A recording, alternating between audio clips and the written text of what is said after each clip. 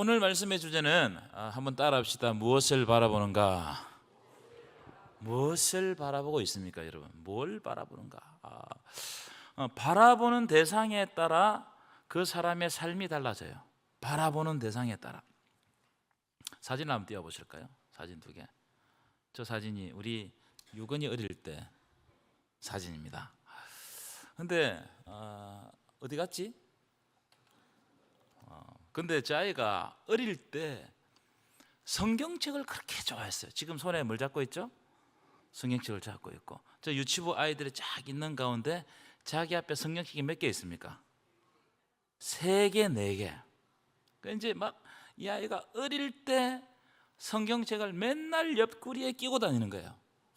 끼고 다니는데 어린이집 갈 때도 저기 보면은 파란색 성경책이죠. 조그마한 성경책인데 그걸 끼고 가요.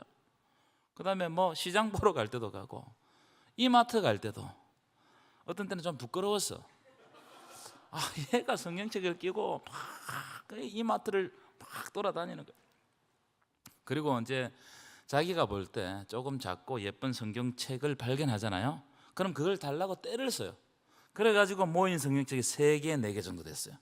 저렇게 모아놓는 겁니다. 근데 저 애가 어떻게, 왜 저렇게 됐나? 왜 저렇게 됐는가? 지금은 안 그래요. 지금 좀 그랬으면 좋겠는데 크니까 변하더라고요. 지금 권 목사님이 가신 파동제일교회, 그 당시 담임 목사님이 하는 걸 보고 그대로 따라하는 거예요. 그대로 따라하는 거예요. 목사님이 앞에서 설교하잖아요. 그럼 저 뒤에서 자기도 서서 막 설교를 하는 거예요. 제가 못하게 말리는데 목사님 그걸 그대로 두라고 그러더라고. 괜찮다고. 안 시끄러우니까. 찬양대 지휘자가 찬양 지휘를 막 하잖아요. 그러면 자기도 뒤에서 막 지휘를 하는 겁니다. 그러면 찬양대원이 찬양을 부르다가 우습겠어요, 안 우습겠어요? 저 꼬마가 4살, 3살, 4살부터 그랬거든요. 목사님이 축도하면 저 뒤에서 자기도 축도하는 겁니다. 자기도 손을 올리고 막 뭐라 그러면서 축도를 하는 겁니다. 목사님을 보고 그대로 따라하는 겁니다. 이게 얼마나 그 아이의 유년기에 큰 영향을 끼쳤는지 몰라요. 그 아이가 성경책을 사모하고 교회를 사모하고 목사님을 사모하고, 이것이 누구를 바라보는가, 그 바라본 그대로 합니다. 그래서 이제 말씀이 끝나고 설교가 딱 끝나고 예배가 마치잖아요. 그러면 자기가 목사님 옆에 서 있는 거예요. 악수한다고. 이게 누구를 바라보는가, 이거 굉장히 중요한 내용입니다. 제 딸은 자기 오빠가 태권도 하는 걸 보고 태권도를 따라했어요. 지금 벌써 2단인데, 그런데 배운 태권도를 누구한테 써먹느냐? 저한테 써먹어요. 막 오면은 막 앞차기 뒤차기 막 하면서 제 옆구리를 차고 막 그래요. 이 바라보는 것이 어떤 때는 우리의 삶을 결정합니다. 여러분 동의하십니까? 바라보는 것이 우리의 삶을 결정할 때가 있어요. 제가 지금 목회를 하고 있는데 제 목회는 2군데서 크게 영향을 받은 것 같아요. 2군데서. 첫 번째는 저희 아버지가 목회하실 때 제가 중학교 1학년 때부터 교사를 했어요. 중학교 1학년 때부터. 그 아이들은 많은데 교사가 없으니까 저희 아버지께서는 이 교사해라, 유치부 교사해라. 그래가지고 제가 유치부 교사를 하는 겁니다. 공과책을 들고. 그런데 그때 배웠던 말씀이 지금도 남아있어요. 영향을 크게 미쳤어요. 여러분, 내가 배우는 것보다 가르치면서 하는 것이 더 많이 배워요. 그런 걸 여러분 느끼십니까? 그러니까 여러분, 말씀을 가르치는 자리가 굉장히 어려운 자리이기도 하지만 더 말씀 깊이 들어가는 자리예요. 그걸 아셔야 돼요. 두 번째, 제가 가장 오래 있었던 내단교회에서 영향을 많이 받은 것 같습니다. 그래서 제가 사랑하고 존경하는 목사님 하시는 그걸 그대로 따라하는 게 많아요. 제가 새롭게 뭘 하는 게 아니고 따라하는 게 많습니다. 제가 오늘 새벽에 오늘 말씀을 이제 준비하면서 오늘 새벽에 이 말씀을 전했습니다. 엘리사가 엘리야에게 뭘 구하죠? 이렇게 이야기합니다. 엘리야, 당신에게 임한 성령의 역사가 갑절이나 내게 있게 하소서. 여러분, 이 장면 잘 아시죠? 무슨 말이에요? 엘리야에게 그렇게 행하셨던 성령께서 나에게는 더 크게 역사해 주십시오, 이런 뜻입니다. 엘리야에게 이만큼 역사하셨지만 나는 갑절이나 역사해 주십시오. 왜냐하면 그 어려운 시대에 엘리야가 사역하는 것을 본 거예요. 그러니까 내 능력으로는 엘리야도 저렇게 이렇게 감당하면서 갔는데 내 능력으로는 더 큰 은혜를 받아야만 이 일을 감당할 수 있다고 생각하는 겁니다. 그래서 더 큰 것을 주십시오. 여러분, 우리 선조보다, 여러분의 믿음의 선배보다, 여러분의 부모님들보다 갑절의 영감을 구하시기를 축원합니다. 이 시대를 살아가는데 우리 부모님이 살아왔던 그 시대, 우리 믿음의 선조들이 살아왔던 그걸 우리가 한번 살펴보고 우리는 어디를 바라봐야 되는가, 이건 굉장히 중요한 지점이라고 생각해요. 제가 여러분들에게 한번 질문해 보겠습니다. 대답은 안 하셔도 됩니다. 여러분들은 과거에 무엇으로부터 가장 크게 영향을 받았습니까? 여러분 과거에 뭐가 여러분들에게 가장 크게 영향을 줬어요? 또 지금 현재 여러분들은 누구에게 가장 큰 영향을 받고 있습니까? 이거 돌아봐야 돼요. 이게 쉬운 문제가 아니다 이 말이에요. 왜냐하면 지금 내 삶은 과거에 받았던 어떤 영향력들이 축적돼 가지고 내 삶이 이루어진 거예요. 지금 내가 여기 있죠? 내 삶은 과거의 영향력들이 축적돼 가지고 나를 이룬 거예요. 자, 그러면 현재 내가 지금 영향력 받고 있는 것이 미래의 내 삶을 결정할 수 있다 이 말이에요. 그래서 내가 지금 뭘 하고 있는가, 누구에게 영향받고 있는가, 나는 어떤 사람을 만나고 어떤 책을 읽고 나는 어떤 드라마를 보고 있으며 어떤 문화를 즐기고 있는가, 이건 너무나 중요한 일이라는 거예요. 그냥 보면 안 돼요. 그냥 보면 안 돼요. 왜냐하면 내 미래를 결정할 수 있기 때문이에요. 자, 오늘 본문을 이제 보실까요? 오늘 본문에는 나면서부터 안전뱅이 된 사람이 등장합니다. 나면서부터. 여러분 이야기 잘 할 겁니다. 저도 이 이야기를 우리 교회에서 3번 정도 설교했어요. 여러분, 나면서부터 안전병이 되었다는 것은 안전병인 그 사람의 상태가 그 사람의 삶을 결정했다 이 말이에요. 그렇겠죠? 안전병이었으니까 안전병의 삶을 사는 겁니다. 자, 어떻게 결정되었느냐? 자, 보실까요? 2절입니다. 2절 띄워보실까요? 함께 읽겠습니다. 시작. 나면서부터 못 걷게 된 이를 사람들이 어떻게 했다고요? 메고 오는 거예요. 자기 스스로 못 오니까 메고 오는 거예요. 자, 그 다음 읽어볼까요? 시작. 이는 성전에 들어가는 사람들에게 뭐 하기 위해서? 구걸하기 위해서. 자기 스스로 못 살아요. 누군가가 줘야 사는 겁니다. 자, 그 다음 장면 시작. 날마다 미문이라는 성전에 두는 자라. 여러분, 두는 자라, 이거는 그냥 갖다 두었단 말이에요. 갖다 두었단 말이에요. 여러분, 이 사람은 자기 스스로 성전에 갈 수가 없어가지고 누군가가 메고 와야만 성전에 들어갈 수 있는 상태예요. 왜? 자기가 안전병이었기 때문에. 자기 인생을 자기가 결정하지 못하는 겁니다.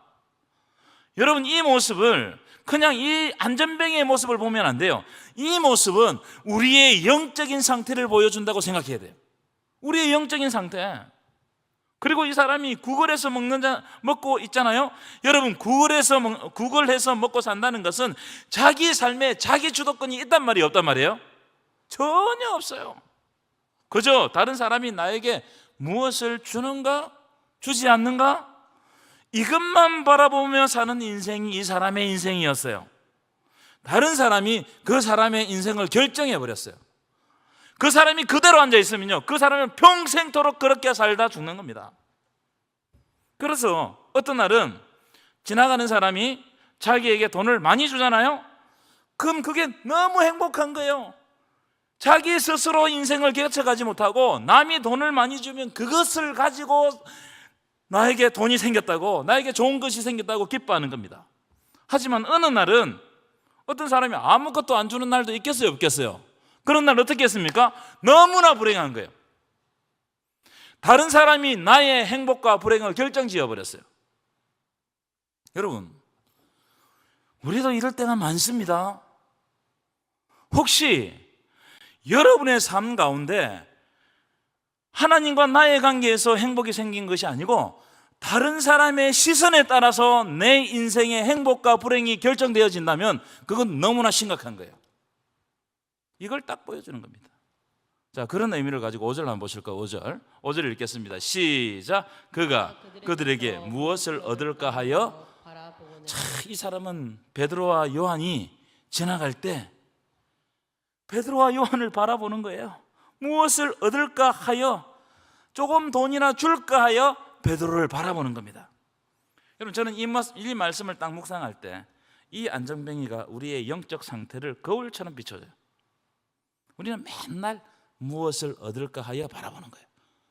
하나님 앞에 올 때도 뭔가 좀 세상적으로 나에게 좀 유리한 것을 줄까 하여 바라보는 거예요.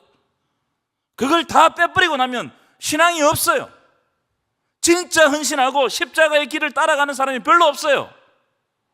여러분, 혹시 하나님과의 관계에서 여러분은 기브 앤 테이크 아닙니까? 하나님이 주면 내가 열심히 하고 내가 이만큼 바치면 하나님 주시겠지. 여러분, 그건 신앙이 아니단 말이에요. 모든 종교에는 그런 식으로 신앙화되어 있습니다. 다 그런 식으로 신앙화되어 있어요. 이 세상에서 내가 조금이라도 좀 더 받기 위해서 그 사람들이 신앙생활을 하는 거예요. 기독교는 그런 게 아닙니다. 예수님과 함께 십자가를 지는 거예요. 믿으십니까? 이게 기독교예요. 그래서 지금 오늘 본문의 안전뱅이는 내 상태를 보여주는 거예요. 내 상태. 우리는요, 예수를 믿는다고 하면서도 우리의 행복이 예수님을 바라보는 데 있지 않습니다. 대부분의 사람들이 느끼는 행복은요, 오늘 본문의 이 안전뱅이처럼 세상적인 가치를 누가 많이 가지느냐, 이것에 따라 내 행복이 결정되는 거잖아요. 여러분, 그렇지 않아요? 우리가 돈을 조금 많이 벌고 또 우리 자녀들이 세상에서 좀 잘 되고 내가 이름이 나고 뭔가 우리 삶 가운데 소유가 늘어나면 그것이 우리의 행복을 좌우하는 것이 아니냐, 우리가 그걸 사모하며 가는 게 아니냔 말이에요. 그래서 그런 것을 주는 세상을 얼마나 열심히 바라보고 사는지 몰라요, 여러분. 세상이 눈치를 보고 세상을 사모하고 주일날 한번 예배 드리는 것도 그걸 막 저울질하는 거예요.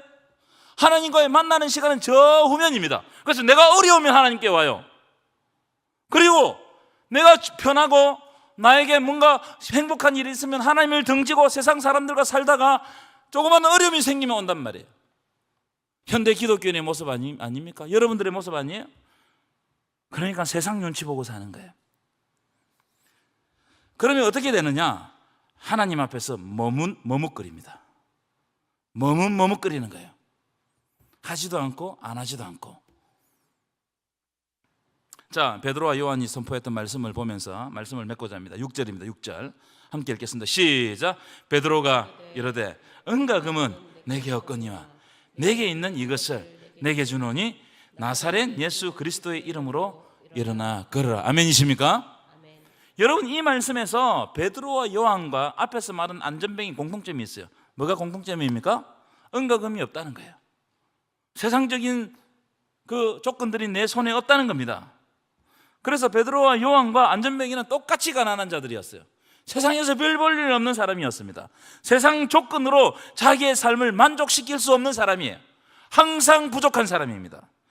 하지만 베드로와 요한은 안전뱅이가 가지지 않는 것을 가지고 있어요. 그게 뭐예요? 은과 금은 내게 없거니와 내게 있는 것을 내게 주느니 곧 나사렛 예수 이름으로 일어나 걸으라. 아멘이십니까? 여러분, 우리는 예수의 이름을 가진 자들입니다. 믿으십니까? 우리가 이 이름을 믿으면 세상에서 가장 중요한 생명을 얻는 거예요. 모든 것을 가지고 생명을 잃어버리면 뭐 하겠어요, 여러분? 그러나 나에게 아무것도 없을지라도 영원한 생명 주시는 하나님을 바라보게 되면 우리에게 생명이 보장받는 거예요. 이거보다 더 중요한 것이 있겠습니까? 여러분, 우리는 생명 받은 자임을 믿으시기 바랍니다. 예수의 이름 안에 이런 놀라운 생명의 은혜가 있다는 거예요. 그런데 우리는 예수를 믿는다고 하면서도 예수를 믿지 않고 예수님의 이름을 의지하지 않아요. 정작 진짜 예수를 믿느냐? 예수 안 믿어요. 그냥 종교적인 은으로 예수를 믿는 거지 예수를 진짜 안 믿어요. 예수의 이름을 진짜 의지하지 않습니다. 여러분, 세상에서 나를 부르는 이름 가운데, 여러분 자신들을 부르는 이름 가운데 저 사람은 진짜 예수 믿는 사람이라는 이 말을 들으십니까? 야, 저 사람을 보니까 예수가 누구인지 알겠다, 이런 말을 들으세요, 여러분? 세상에서 이런 말을 많이 듣겠죠. 나는 저 사람은 교사입니다. 저 사람은 사업가입니다. 저 사람은 의사입니다. 저 사람은 간호사입니다. 저 사람은 변호사입니다. 이런 이야기를 우리가 많이 들을 거예요. 그렇지 않아요? 하지만 저 사람을 보니까 진짜 예수 믿는 사람 같습니다. 여러분, 그게 우리의 정체성이 돼야 돼요. 내가 뭘 하든지, 내가 어떤 일을 하든지 나를 통해서 예수 이름이 드러나야 됩니다. 아멘이십니까? 또 있어요. 우리는 교회에 와서 예수에 대해서 수많은 이야기를 듣죠. 오늘도 예수 이야기를 듣습니다. 그런데 우리의 삶 속에서, 우리의 대화 속에 과연 예수의 이야기가 있냐 이거예요. 여러분의 삶을 한번 돌아보세요. 여러분의 대화 속에, 여러분의 삶 속에 예수님의 이야기, 예수님의 내러티브가 흐르고 있어요. 그러니까 예수의 능력이 안 드러나는 겁니다. 여러분, 예수의 이름에는 능력이 있는 줄 믿습니다. 그분을 고백하시고 그분에 대해서 이야기하시고 그분이 나의 삶 가운데 어떻게 역사하셨는지를 여러분 묵상하십시오. 그런 것을 하지 않으니까 맨날 교회에 오니까 뭐 하는 겁니까? 남 흉보고 헐뜯는 이야기가 넘쳐나는 겁니다. 그런 데는 능력이 없어요. 우리의 대화의 본류가 그것이 되면 아무런 능력이 없는 겁니다. 베드로와 요한은 이 안전병에게 뭘 줬냐면은 나사렛 예수 그리스도의 이름을 줬어요. 그 이름을 붙잡을 때 그가 새롭게 되고 하나님 나라를 그의 삶 가운데서 경험했습니다. 여러분, 여러분에게도 이런 놀라운 하나님 나라가 경험되기를 간절히 축원합니다. 예수의 이름을 붙드세요. 예수의 이야기가 내 삶 가운데 드러나게 하세요. 나를 보면 사람들이 저 사람은 예수 믿는 사람이다, 저 사람은 예수 믿어서 천국 갈 사람이다, 그런 고백들이 믿지 않냐 하는 사람들을 통해서 드러나시기를 축원합니다.